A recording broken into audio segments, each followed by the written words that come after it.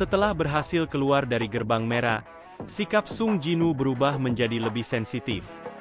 Kini dia sudah 3 kali melakukan pembantaian terhadap Hunter, dan dia berpikir ke depannya akan semakin buruk.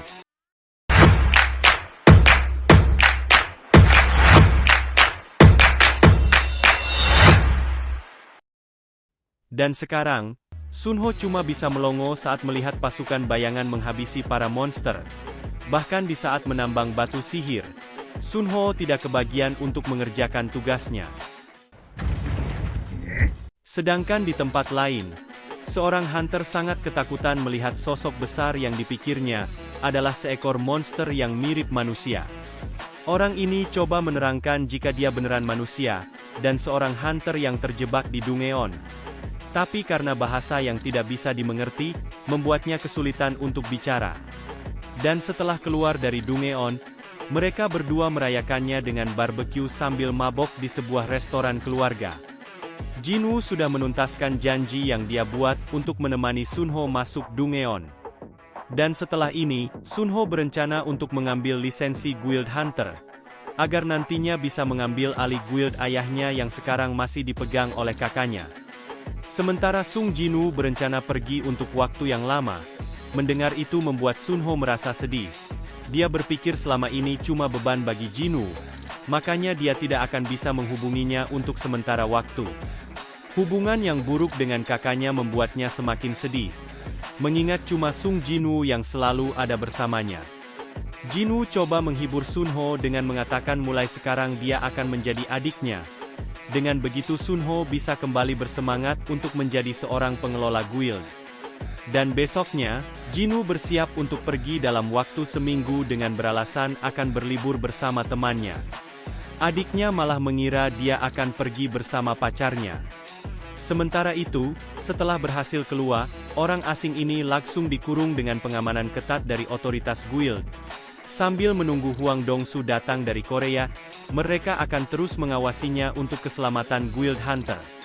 Orang ini ternyata orang Korea yang 10 tahun lalu masuk Dungeon, dan terperangkap di dalamnya.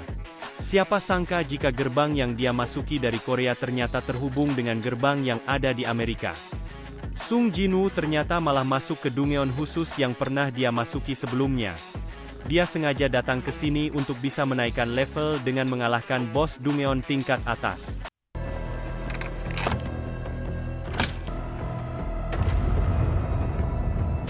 Setelah masuk, Jinwoo langsung mendapat tantangan untuk menghabisi para iblis yang ada di sini.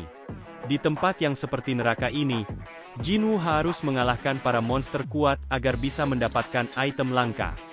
Sementara itu, Sunho sedang berusaha agar ayahnya mau menyerahkan guild yang dipegang oleh kakaknya. Karena merasa akan berbahaya jika kakaknya menyerahkan Guild Hunter ke orang asing. Mengingat begitu banyak kejadian aneh yang dialami Sung Jinwoo, dari terbukanya gerbang ganda, sampai kasus pembantaian yang dialami Hwang Dongsu. Dan peristiwa gerbang merah yang baru saja terjadi, yang hanya menyisakan Jinwoo dan peringkat bawah, membuat ayah Sunho semakin tertarik kepadanya. Ayahnya akan memberi kesempatan kepada Sunho untuk memegang Guild Hunter, asalkan dia bisa mengajak Sung Jinwoo untuk bergabung sebagai hunter dari perusahaan Yunjin. Setelah membantai banyak iblis, Sung Jinwoo mendapat izin untuk bisa naik ke lantai selanjutnya. Untuk menghemat waktu, Jinwoo memanggil bayangan untuk mengantarkan ke gerbang masuk lantai. Dengan tank besar ini Sung Jinwoo menjadi lebih mudah menerobos gerombolan iblis yang menghalanginya. Setelah naik ke lantai atas, monster akan semakin kuat dan bertambah banyak sesuai tingkatan mereka. Jinwoo baru mengerti, jika dia hanya perlu membunuh iblis yang membawa surat untuk izin masuk ke lantai berikutnya. Dengan begitu dia akan lebih cepat mendapatkan item langka untuk menambah skill baru. Meskipun begitu, Sung Jinwoo merasa sedikit cemas jika nantinya langsung bertemu dengan iblis peringkat S. Dikarenakan punya janji dengan adiknya, dia harus cepat menyelesaikan tantangan yang diberikan kepadanya agar bisa keluar Dungeon tepat waktu. Sedangkan di tempat pelatihan guild peringkat S, kita diperlihatkan Ayang Chae-in yang sedang berenang. Setiap wanita mengagumi kecantikannya, apalagi para laki yang melihat bodinya yang wow banget, bisa-bisa habis sabun mandi di rumah buat latihan fisik mereka. Sebelumnya Hein menanyakan perihal monster yang bisa terbang kepada pimpinan Guild Hunter.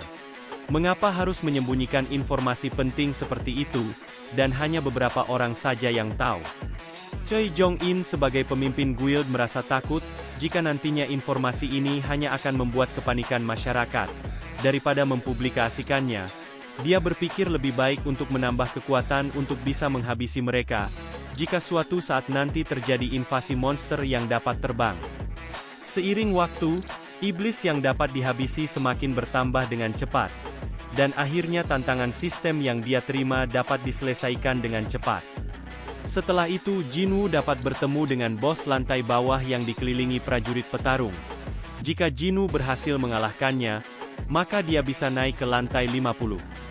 Jinwoo langsung memanggil semua bayangan untuk menghadapi prajurit iblis.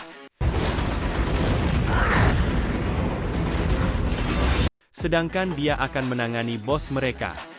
Karena tubuh yang sangat besar, Jinwoo merasa dia akan bergerak lambat, tapi tiba-tiba.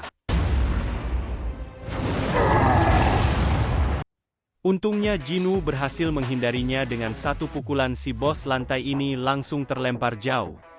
Tak lama dia langsung mengamuk dan menyerang Jinwoo dengan cepat. Jinwoo sampai meminjam tameng milik Iron untuk menahan geprekan dari bos monster.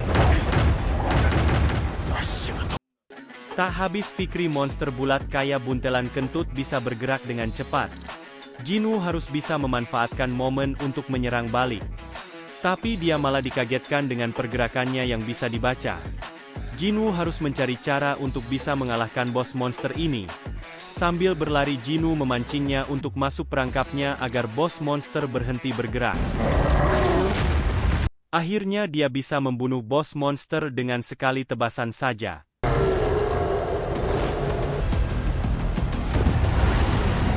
Pada waktu yang sama, manajer dari Guild Harimau Putih datang ke rumahnya.